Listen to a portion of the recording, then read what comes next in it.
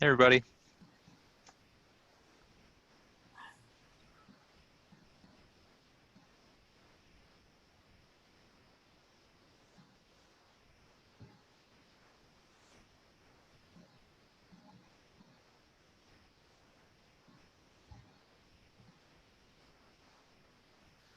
Welcome everybody joining. You're all welcome to turn your video off, as I see most of you have, but if you wanted to turn it on, it's lovely to see people's faces. Makes us feel like we're not talking to ourselves a little bit. So.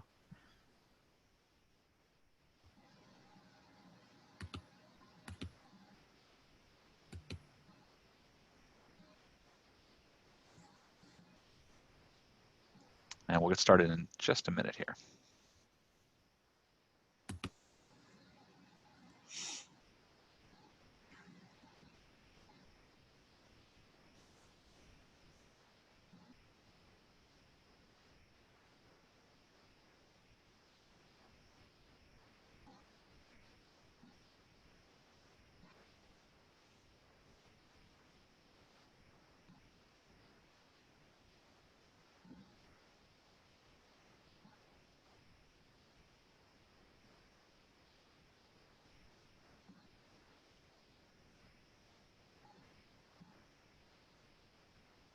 All right, well, welcome. If you see the name of the session on the screen and that looks like where you intend to be, then great, you're in the right place, which is fantastic. We may have some folks coming in as we go, but we'll all do our best to let them in from the waiting room. My name is Ben Neely. I'm the Chief Product Officer at Revolution Prep and have been working in admissions testing and educational services, academic support services for 20 years now, starting as a tutor and kind of doing all kinds of things. But I'm in charge of everything to do with how we teach in our curriculum. And so I keep a pretty close eye on what's happening with the College Board and ACT. And then I'm going to turn it over to my co-presenters to introduce themselves. Andrew.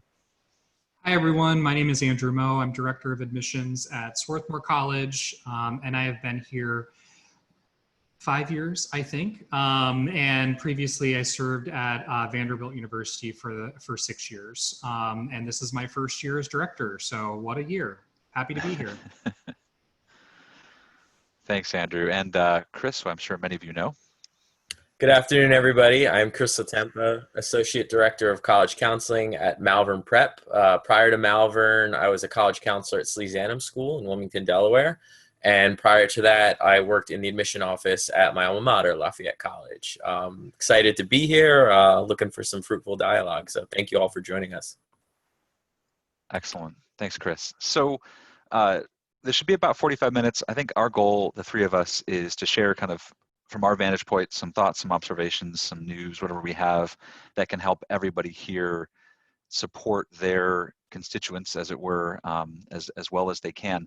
A great way to interact or to ask questions. We will save some time for folks to kind of raise hand and unmute and ask questions over audio, but you can also use the chat tool. So if you, at this point, I imagine everyone here is a Zoom veteran, but you should be able to see the chat as one of your options in your Zoom window. And all three of us, Andrew, Chris, and myself, will keep an eye on that chat and respond to questions as it makes sense during the talk. So three main topics we're going to cover today. I think the first is sort of just where are we at with standardized testing. There's certainly way more information than we can even talk about in 30 minutes, but what are the broad strokes of what's happening? This is a quickly changing situation. So we'll give you a snapshot right now with the caveat that it could be very different next week. You'll hear from both Andrew and Chris about what this means for counselors working at the high school level, as well as for admissions professionals on the college and university side. And then some thoughts around what the right guidance may be for families to make appropriate plans and to access resources, particularly those resources that are free or easily accessible by all students. So that'll be kind of a theme of the talk as well. So I'll dive right in from the standardized testing side.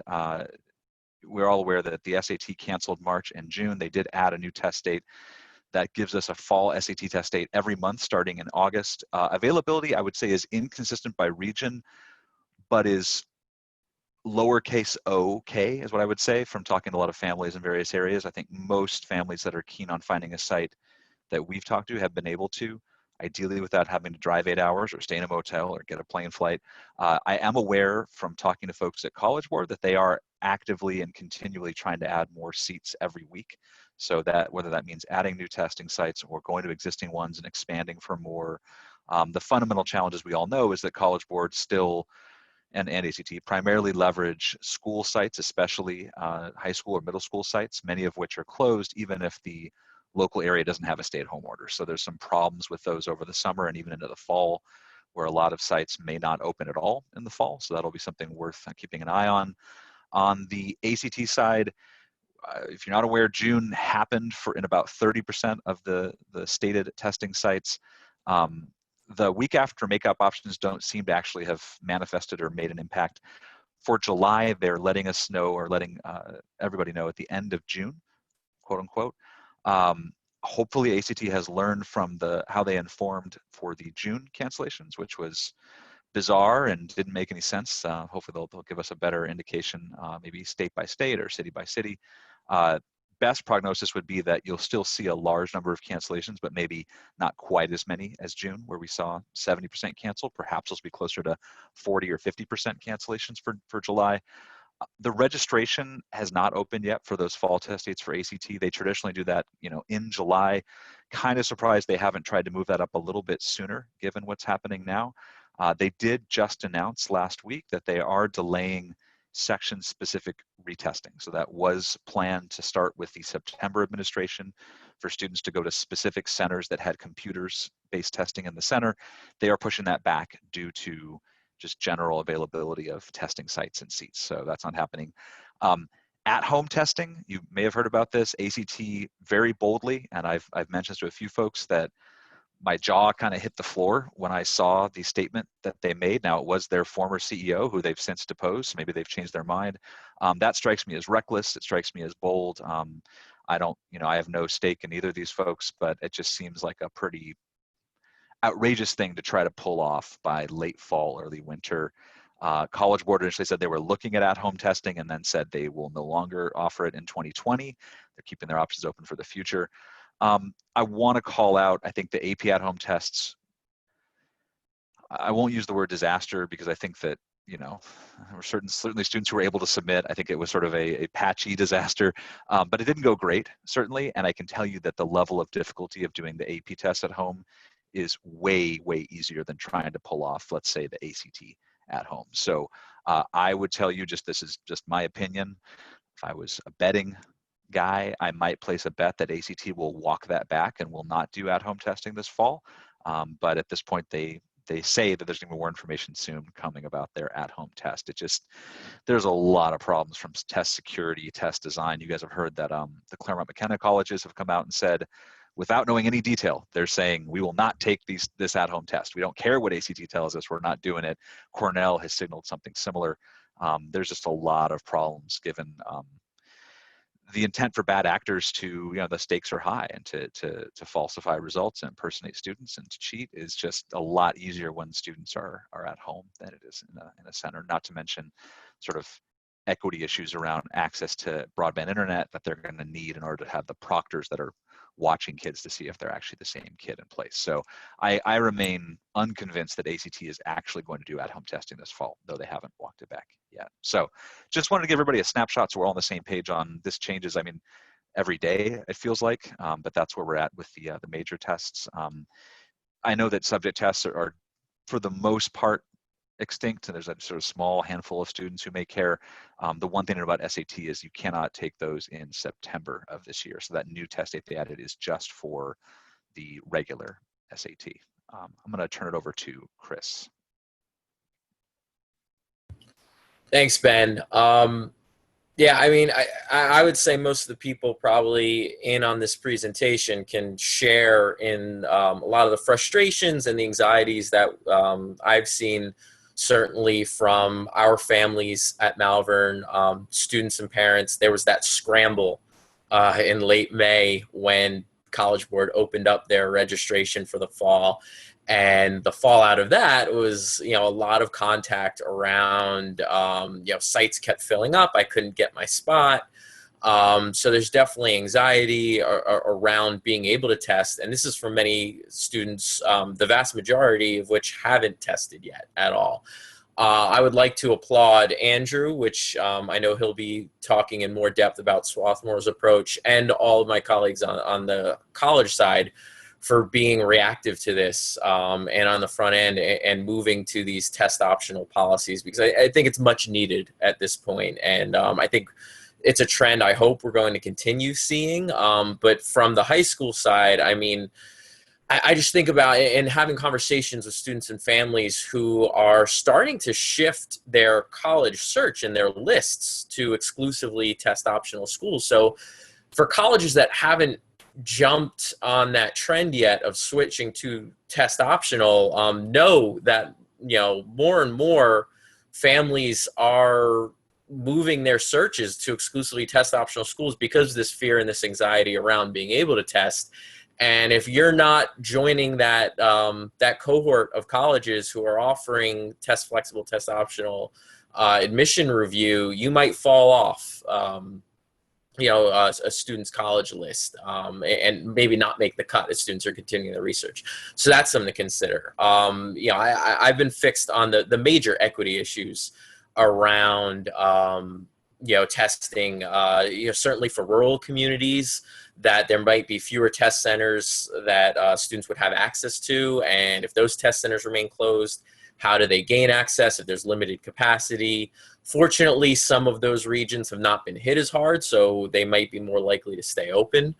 But in any event, I mean, test centers, and then just in terms of students and families who might not have access to, you know, the college counseling that some more affluent districts or suburban or private school students might have, you know, and just staying abreast to everything, the constantly changing landscape has been a real challenge. Fairtest.org has been a phenomenal site for allowing that, you know, at least somewhat ease of access in terms of keeping track of who is going test optional. You know, certainly, you know, we're talking to families about this timeline, and if they can't get on board for one of those August or September or even October tests, is early action or early decision going to be an option for them if a school is requiring testing? Again, it seems like more and more schools are jumping on board and going test optional, which has been a relief.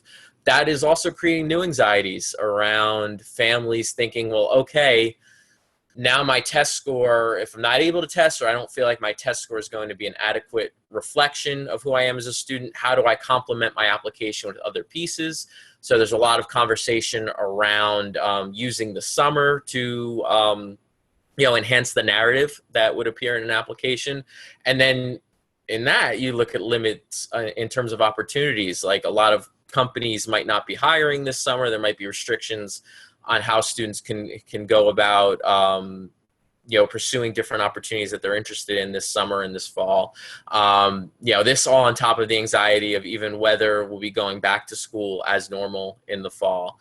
I'm a test center coordinator, so a lot of what's been on my mind, we are registered for the August SAT to host. We had a capacity of 270. We scaled that back to 250, which is still a lot.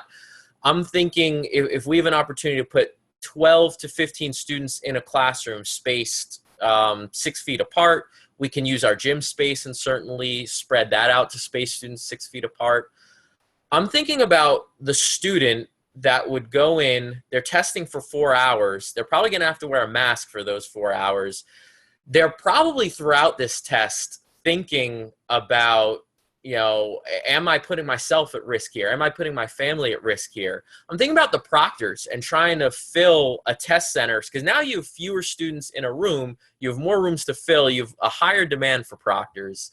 What I know personally, you know, if I was coordinating the test, if I was being asked to proctor, I would not want to, again, wear the mask for 4 hours, put myself and my family at risk going in, you know, to a test center site like this. In terms of the registration logistics, we typically have students all register in main table prior to being sent to the different classrooms where they will test. So you're getting a lot of students in similar spaces. That's going to put a delay.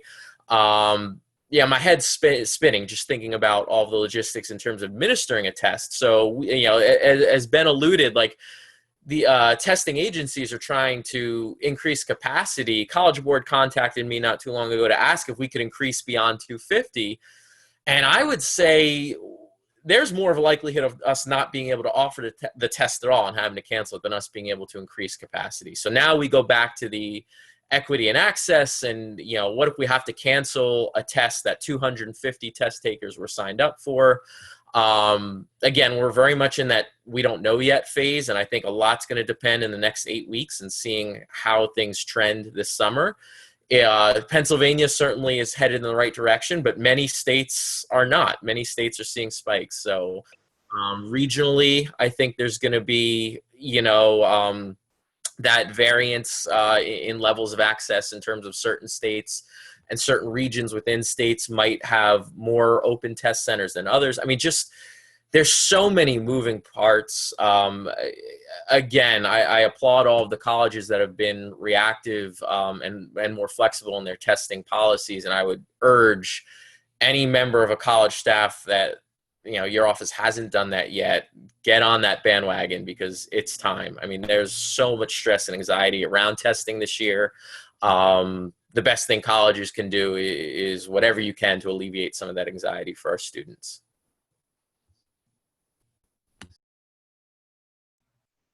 And we'll turn over to Andrew now. All right. Thanks, so Chris. from the college side, yeah, thank you. We talked about the cancellation and postponement of a lot of examinations, so we don't need to belabor that point. I do think, I sit in a very privileged position of being at Swarthmore in a lot of ways, and I want to recognize that. But speaking broadly for colleges and universities, there are certainly some equity issues with regard to, colleges that have later deadlines or rolling admission. So our deadline was January 1st, right? But there are folks, there are students who are trying to access colleges even still today who might not have been able to take examinations, right? So there are some considerations there that we just wanted to highlight. And then, of course, the impact on scholarships, the impact on the availability of financial aid. When we tie standardized testing to scholarships, for example, there are major implications there. And so I want to just very broadly, and I want to leave as much time as we can for conversation and discussion, but very broadly sort of cover that picture and then go into Swarthmore specifically, talking about sort of our guiding principles and our updated policies. And so our guiding principles have really been the safety and health of our students, right? And that's why we came out early with a test optional policy for the next 2 years. We have been very aware and concerned about access and equity, and not only access to testing, but access to counselors who can relay this type of information directly to students. The landscape of testing availability that was in our announcement, that we were just not aware of what was going to happen in the fall, just like many of my peers, on the availability of testing, whether you're in a major city or a rural area. And then another guiding principle was looking at this as potentially an opportunity to conduct some research. And so that's why we decided to go out the door with a 2-year pilot so that we can do some research with institutional research office on whether or not we can still select students with regard or without regard to standardized testing. We can go to the next slide. And so if you're a school counselor or a CBO advisor, you likely received our email in April. This is posted also on our website. And I really just wanted to highlight the fact that we led not with being test optional. We led with the flexibility that we're offering to students and our commitment to our counseling colleagues. And we just wanted to say we understand that this year is different and that we want students to take care of themselves as opposed to really worrying about the college admissions process. And I think that was sort of high level of like how we designed our announcement and how we went out the door to all of our students and counselors. We can go to the next slide. More specifically on Swarthmore's testing policy, we have suspended standardized testing for the next 2 cycles, so fall 2021 and fall 2022. We realized when we did this, there were others that were going for just 1 year as a direct result of COVID. I'm not going to lie to you and say we would have gone test optional had there not been COVID. I'm well aware of that effect and why we made this announcement, but we're hoping to do research, right? So many of you know that your first semester at Swarthmore, if you're a student, is pass-fail. So credit, no credit. We mask those grades, but we actually do know what those grades are. And we intervene when students are struggling and those sorts of things, but it doesn't end up on the transcript. Well, when a student isn't motivated by a particular grade, we don't actually know the true effort that's put in. We don't know what that grade would have been if they had that grade on their transcript. So we will really only be able to evaluate the second semester of a student's first year. So it's going to be a pretty quick turnaround on when we do this evaluation and this research. How can we make this decision with regard to fall 2023, right?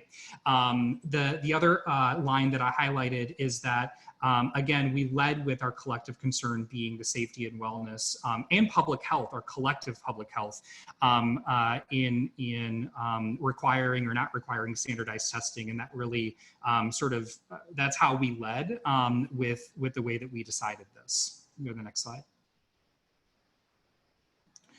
So specifically, our test optional policy applies to absolutely everyone: domestic, international, first year transfer, athletes, homeschooled students.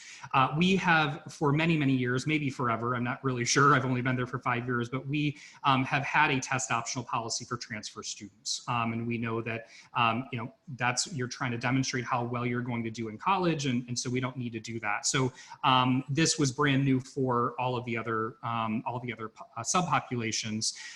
Specifically, a few different things that are new that we considered. One is that students will now be able to self-report their PSAT and pre-ACT scores on their application. We're developing those questions right now for the Common Application, Coalition Application, and potentially the QuestBridge conversion form as well. We have been doing this for our fly-in application. So if a student doesn't have ACT or SAT, but wants to share with us their PSAT or pre-ACT for their fly-in application, they were able to do that for the past few years. And we have admitted students with just a PSAT and no primary testing to our fly-in. And our fly-in is very, very selective. Only about 10% of students are getting admitted, but we saw that as an opportunity to admit students who might be waiting to take their standardized testing until later junior year or senior year. We also are allowing our pre-reads, so our athletic reviews to, and our potential recruits to self-report their PSAT and pre-ACT. We will also enable students to suppress their ACT or SAT scores from their application, even if previously reported. So even if last year you sent us your ACT score, if you say no to that question on the Common Application, not only will we just ignore the score if we see it, we're actually going to redact it from the application. So if you, as a high school counselor, put that on the transcript and the student does not want to share that, we will redact it from your transcript. So we will not look at that standardized testing if the student chooses to do so. And for at least this upcoming year, again, we'll do some research on this. We are going test blind for SAT subject tests. So we didn't want a recommendation or even option to sort of persuade students that they really should sit for those examinations. And so we're going test blind for those. There are some large considerations. My colleagues have already talked a bit about this, but underserved students from under-resourced schools is a really big concern of mine. And we're defining underserved pretty broadly: low-income students, first-generation students, rural and small-town students, and students really at low-resource schools, which disproportionately affects Black and Brown children. And that's really important to us, that we are conducting this holistic review process knowing that that is a consideration, right? So for example, right now, if I'm reading a student in a public school in Philadelphia and they submit a standardized test score to us, I can see from College Board landscape that that student might be performing 2, 3, 4, even 500 points above the median. Without a test score, we're not going to be able to understand a student outperforming context with regard to testing. We might see it in AP testing, we might see it with their GPA or their essays or those sorts of things, but we might not be able to see it with their standardized testing. So that's going to be a consideration, right, that we need to work through. And I don't have all the answers, by the way. We're still working through a lot of these things. STEM interested students. We did some research a while back, a few years ago, when we realized a lot of our students were failing the math placement exam. Now, not every student at Swarthmore has to take mathematics as part of their degree, but if you are interested in STEM related fields, our lowest math class at Swarthmore is single variable calculus, right? So we don't have algebra or trig or those sorts of things. So we really needed students to pass that math placement exam. So we were able to pinpoint an exact math test score as well as the grade in a calculus class their senior year to give us substantial confidence that they were going to be able to do STEM work at Swarthmore. Well, without evidence or without that data point, we no longer have as much confidence. So again, we're thinking through, what does this mean? How can we be sure that a student can do STEM work at Swarthmore? And then athletes, we know that there are some conferences or some peers that say we're test optional, but not for athletes. And we didn't want that to affect athletes in a different way. So we are also going test optional for athletes. And so I just make that as a consideration for our athletic review process and what that's going to look like. Thanks, Andrew.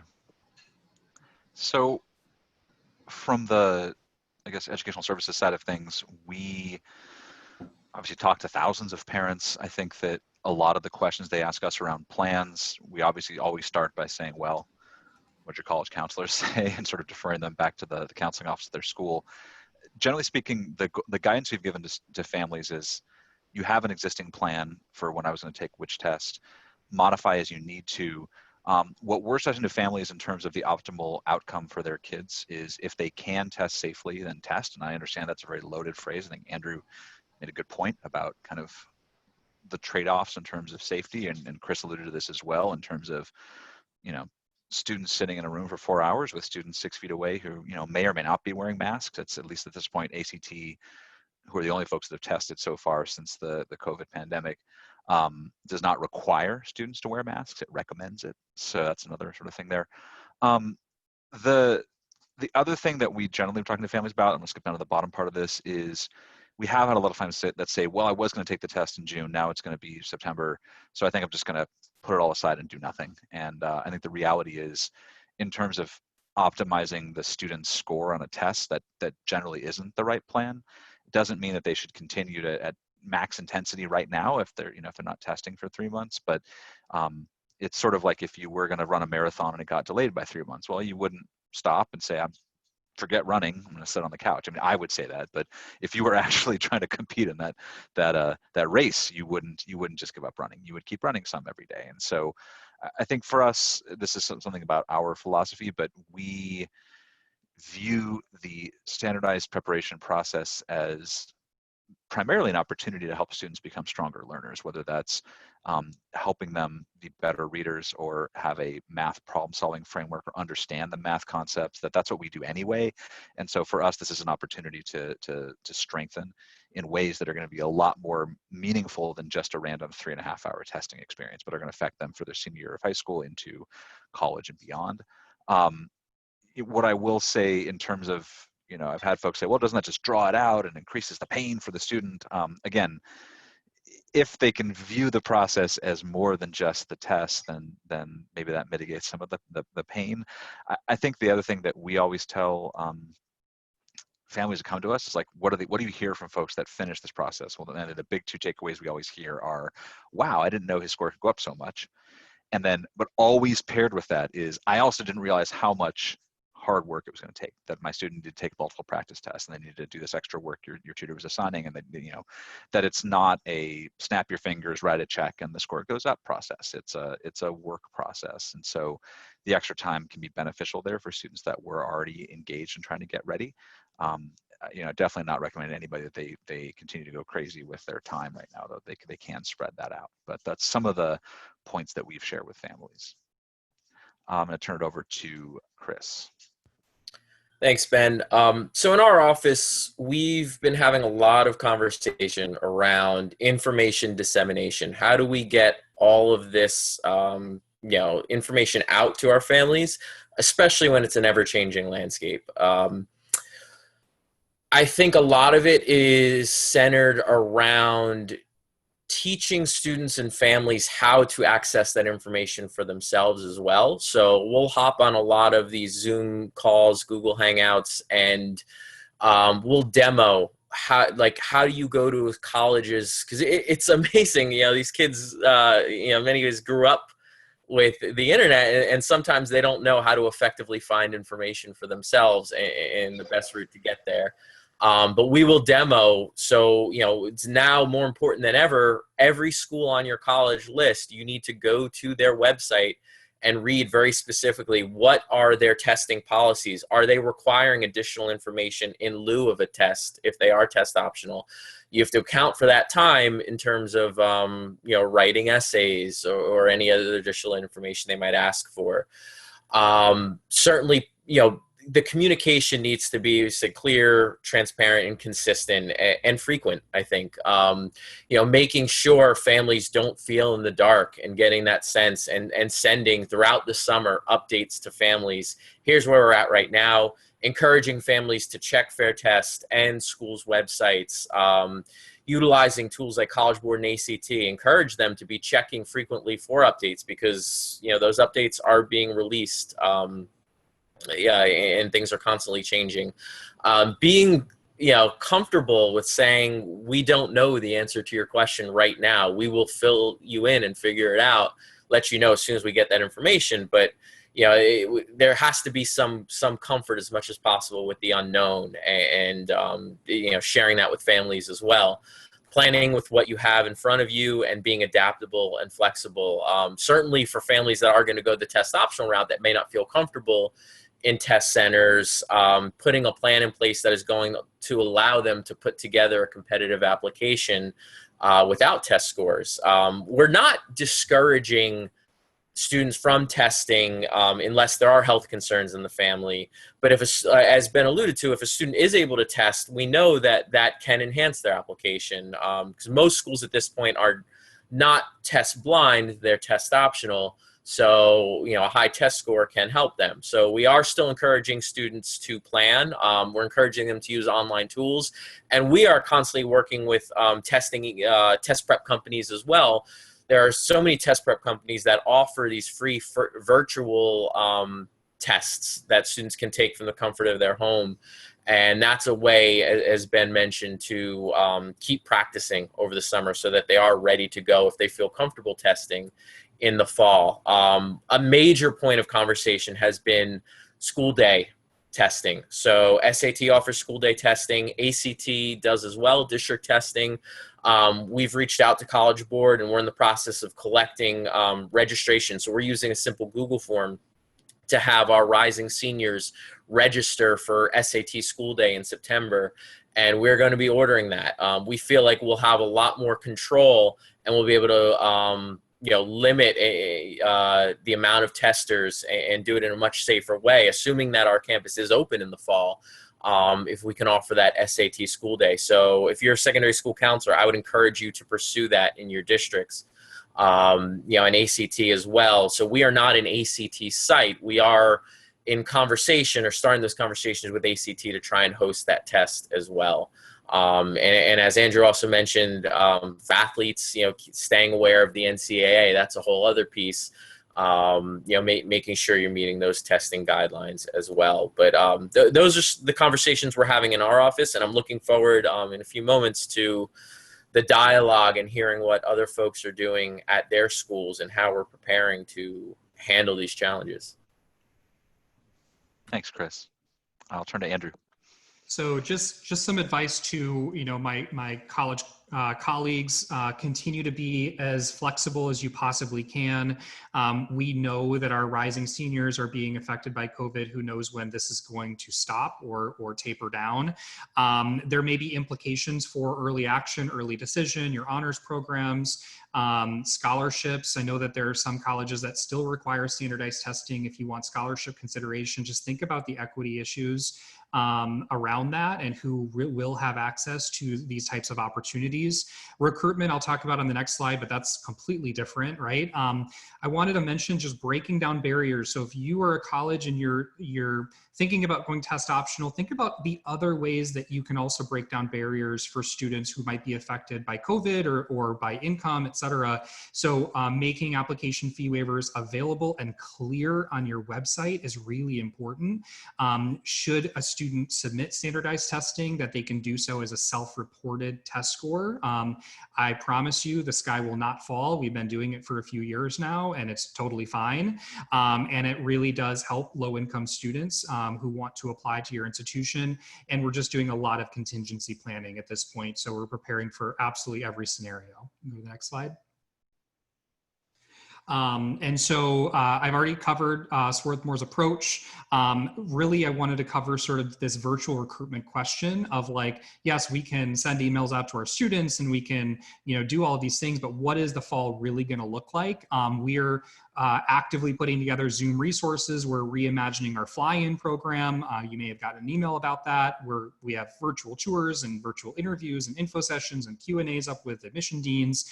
We're scheduling consortium quote travel via Zoom. The unknown really, and I'm sure that you're all grappling with this, is what does a high school visit look like in the fall when we are suspended from travel until December 31st at Swarthmore. So you won't see us in person this fall, even if your doors are wide open. But we hope that your virtual doors are wide open, and we look forward to working with you on that. Thanks, Andrew. Last thing I'll say before we turn it over to some discussion, I definitely want to hear from Trevor in the chat, who mentioned that he had proctored a test lately. I think that a lot of the work that we end up doing with schools is focused around helping every student wherever we can. So it's sort of big for us. I think that and Chris mentioned this, but in terms of the best kind of free thing students can do to help get over these tests, it is to take practice tests. It is one of the least exciting parts of this process. But again, you wouldn't run a marathon without running some 10Ks throughout the process. There's a lot of folks, including our company, that do online proctoring for free exams, do free score reports. Khan Academy, ACT Academy have pretty robust free online tools right now to help students prepare.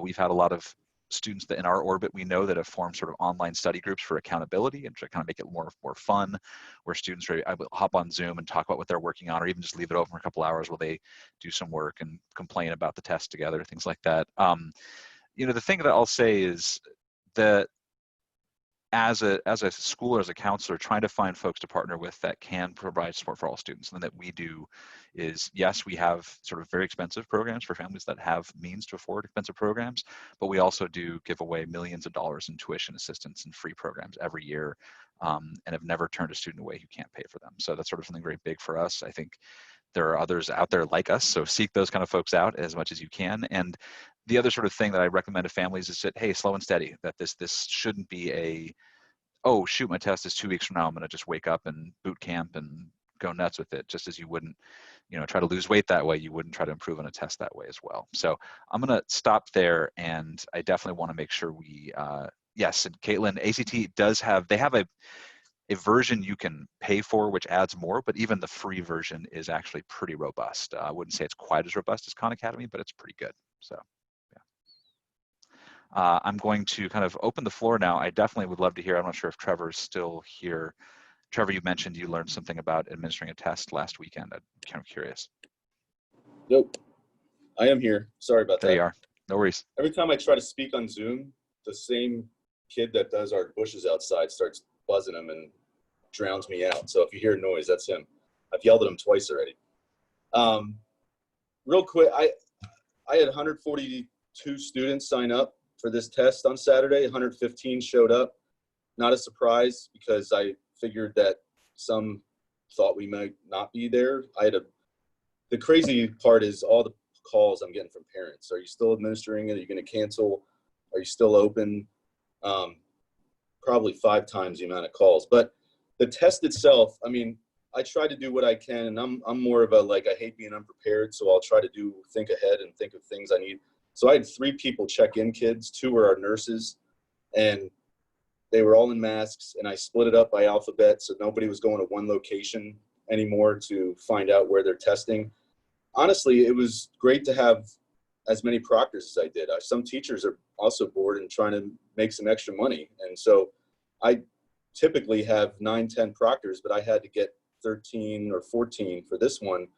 And our school, now we may be more open than most, which is fine, and I understand why others may not be open, but I definitely had the support to be able to do it from our administration. And I prepared the rooms ahead of time, spread all the desks out, made sure there's rooms of where we could fit 20, 24, but we had to fit 12 to 13. And we were able to make it work. The kids, I was pleasantly surprised by the kids. They came from New York. They came from, somebody asked how many kids that I've total. 115 tested. 140 were on the roster, but 115 tested. They were coming from New York, from Lebanon, and I had parents that were being really thankful because these are seniors that had to get another point or 2 to get a scholarship, and they were being real thankful. And so they're dying. These kids are dying to take a test. And then honestly, if they could open up some test centers in New York, that would help us out a little bit, be able to have more local kids take it, because I feel like only like 10 of my kids took it, which isn't a good or bad thing. But there's a number of kids who have been prepping and they're putting in the time, especially during the COVID time. And I know they're thankful that they've been able to take it. We opened up for July and said we'd do it in July. I was full 130 standard and 20 extended time spots. I was full in 3 days. That's how quick it filled up. So there is a definite urgency to take this test. And I felt like the kids were very good about their masks. I didn't have any issues having to tell a kid to put one on. You're right, they don't make them do it. And if they sit at the desk, they can take it off.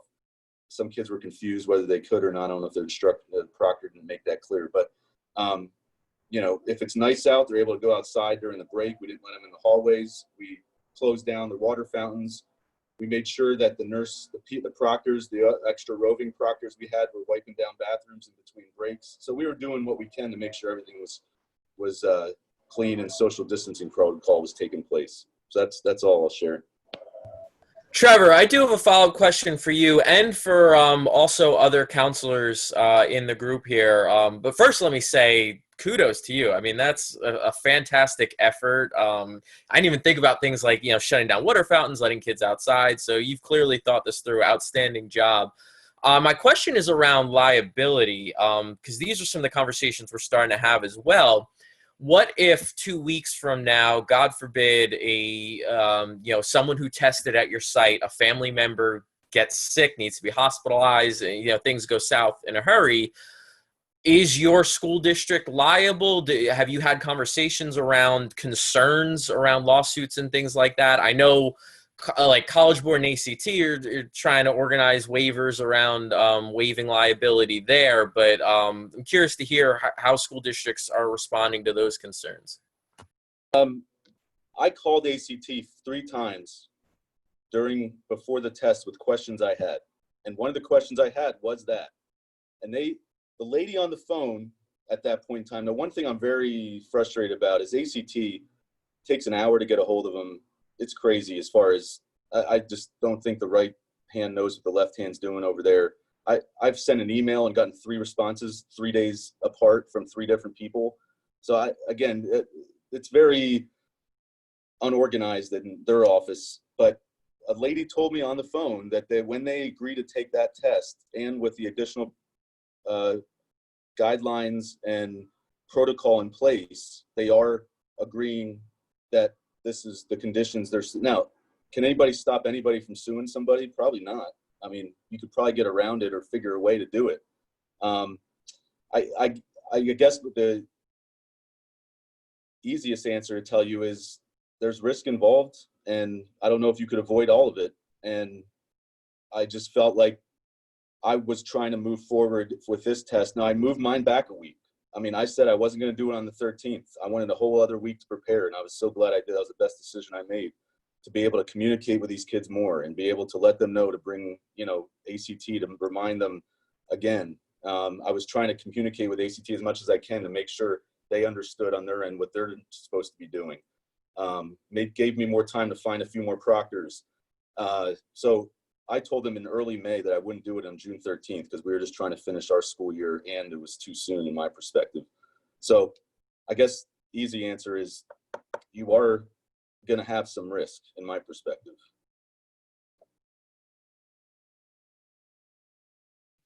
Thanks for that, Trevor.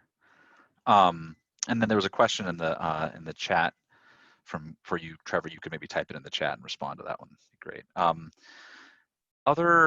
know I want to be respectful of time. The session officially is 45 minutes. I don't think there's anything immediately after this. I'm not sure, but if you do need to leave, obviously you're welcome to leave. I can stick around for 15 minutes, but other questions, thoughts, observations, things that struck you from the presentation as a whole, or experiences that you're having you'd like to share, or questions that you have?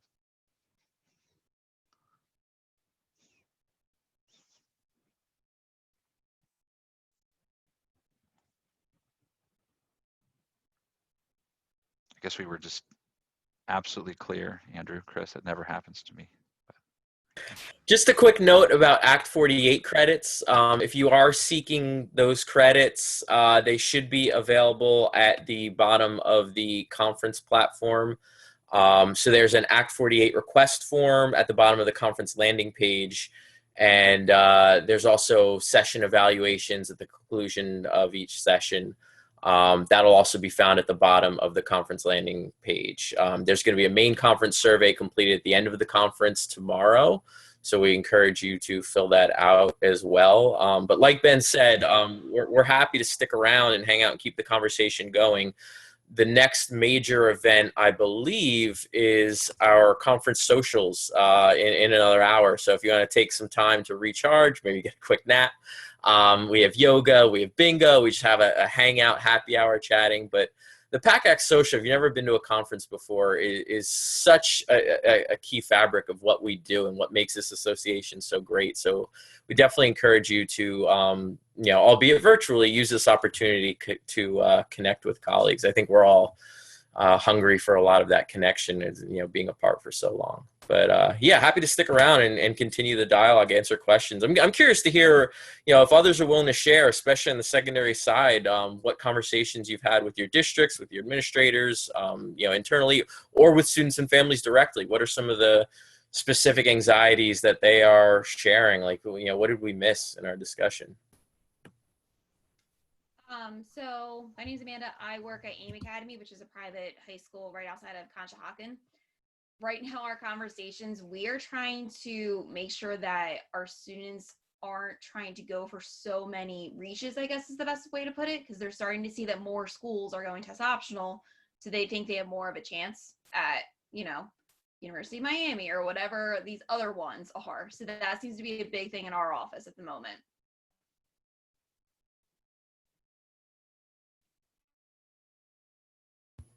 Yeah, that's a really good point. With the test optional piece, I mean, and again, it remains to be seen with so many schools pivoting. You have to imagine there's going to be some adjustments that need to be made. And maybe, Andrew, you could share, I know a lot's going to happen between now and app review season, several months away, but maybe some of the initial thoughts you're having around how the application process would either be reconfigured to account for test optional, or if it's just like, being dropped, if other areas are being amplified. But yeah, Amanda, I think it's an excellent point. I mean, part of our role as counselors needs to be list management and expectations, and helping students understand that just because they're not submitting a test score, their GPA still has to be very much in line. Their narrative, all the qualitative metrics that they're bringing to the table have to reflect, a fit for that college community. So excellent point. Yeah, what I would say is it's so interesting this is not the first time that I've heard that. So thank you, Amanda, for bringing that up.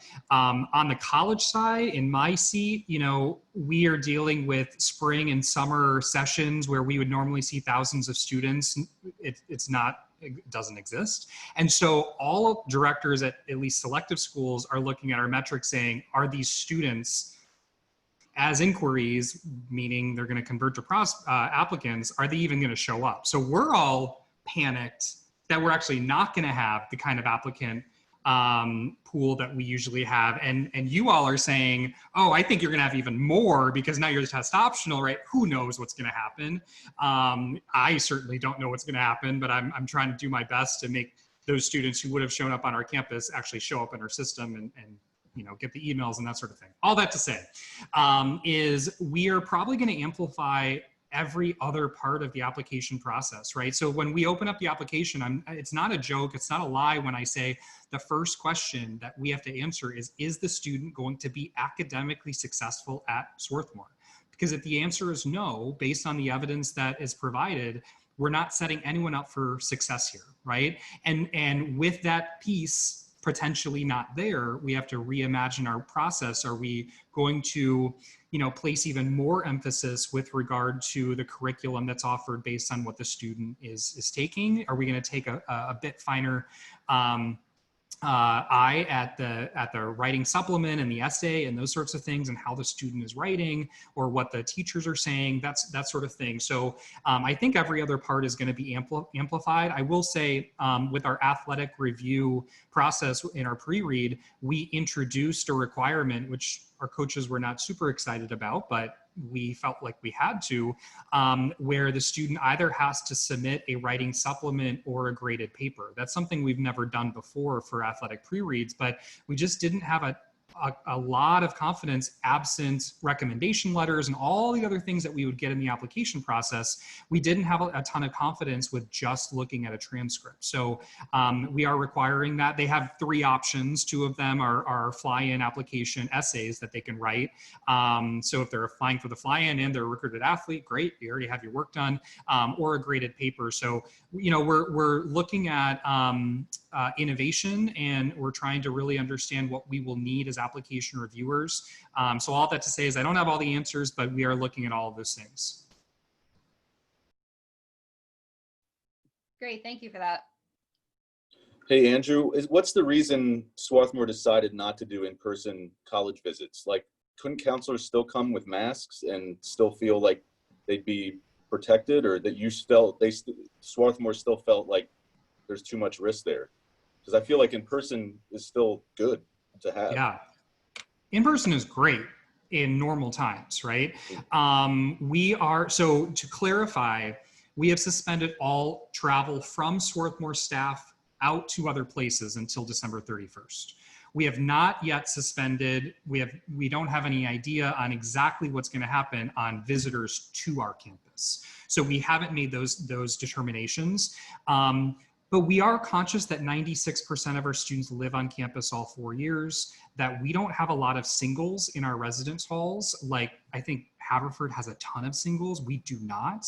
And so we are very conscious of who is currently on campus.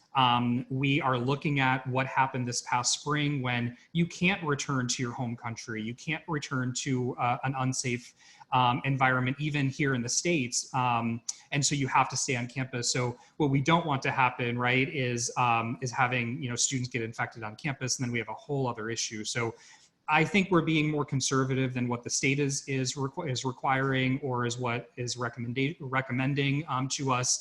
All that to say, we don't have any answers on that. There could be potential this fall where counselors and students can visit our campus. So I don't want to say that we're not going to do that, but I don't personally, again, I'm not in all these conversations, but I don't personally have high hopes that we're going to be opening the campus to visitors.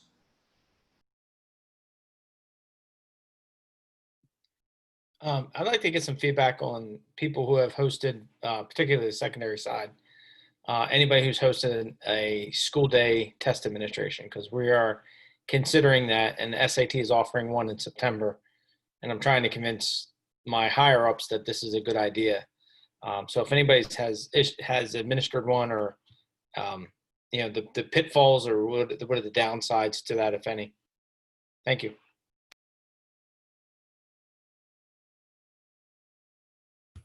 So Joel, we, as mentioned, have not administered one before, but we have gotten the green light to go ahead and do that. So the way we're approaching it, we've set up a Google form. Again, simple. That's what we're doing to register students, essentially. So we've set a deadline of the end of this month. And first, we sent out an initial survey to all of our rising senior families, asking if it would be something they'd be interested in. And overwhelming, yes. I would say about a 75% affirmative response rate, which for this time of year, I mean, shows that clamor. So now we're going out with a form, the actual registration. So fill this form out. It's I've gone through the ordering page a couple times, just like a trial run. They do want a count of SSD, accommodation tests. So we built into the form, do you want to take the test with accommodations if you have accommodations? And that's a tricky way to ask it and to get responses, because we're getting some responses, I think, that were unclear, and families think they might qualify, but they won't. So, we'll navigate that. But I think that's an important question to include in the form. Make sure you have an accurate number. As long as you're within 20%, you're good. You won't be charged. But we are doing that September 23rd date. And from what I've seen and talking to other colleagues who have run it, it's kind of similar to the way the PSAT runs, except it's the real thing. It's the SAT. But again, if you're trying to make the pitch to your administration, our big thing is, we're hosting it to, again, 250 is our max, many of which are not our students coming in August. And we want to do as best we can to offer that. But that's a larger test. We've less control over it. You have a lot more control if it's just your students during a school day. We can spread them out in the gym. Those teachers who teach senior classes would be able to proctor. So we have the proctors readily available. And I can tell you, the early response from students and families has been overwhelmingly positive. Just it's a sigh of relief just that it's being offered. And again, who knows if we're not open this fall, that goes out the window. But with more and more schools going test optional, we're trying to do everything we can to alleviate the anxiety of students and families as best as possible. This seems to be one more measure to do that. So I would emphasize that when making your pitch to your administration. But have any others in the room had any similar experiences or conversation with colleagues who have run it? Chris, are you planning, I'm sorry, I didn't mean to interrupt anybody, but are you planning on still having, assuming you're in school that day, assuming you're allowed to operate as usual, are you planning on having classes for everyone else that day, or is that a day that's just going to be the test administration? That's a good question. That's one of those we don't know yet type of things. Okay. So as of right now, we've had a serious discussion around Monday, Tuesday, Thursday, Friday being normal school days, Wednesdays being these flex days, these sort of kind of like catch-up days, broader, almost like professional development for student type days and for faculty. So the Wednesday coincides well with that model. However, if we have at that time, a normal academic calendar, we don't have like an intercom PA system on our campus or a bell system. So we are able to reserve a space just for the students who are taking the SAT separate from other students. So we're confident, it'll work for our campus, that we're able to minimize distractions. Again, that might not be the case for every campus. So I think as schools consider this individually, that's one of the many pieces of logistics that need to be discussed. Like, can we fit all the testers that want to test in a gym or on a certain floor with classrooms? I would say, depending on how many students want to test, it might not be a bad idea to give students a day off, even just call it a refresher day, or maybe it's a virtual day for other grade levels. I mean, there's so many different ways you can do it. Mm-hmm. I also noted that day is also the one day of NACAC, if NACAC happens. So I thought that was kind of ironic. I'm like, oh, that doesn't help us. So. Yeah, I mean, I would honestly be surprised at this point if NACAC does happen. Yeah, I think we've discussed that. We'll gladly sacrifice the day to accommodate students. But again, like the odds of putting 5,000 plus in a convention center. Yeah. Yeah. All right. Thank you for the info, Chris.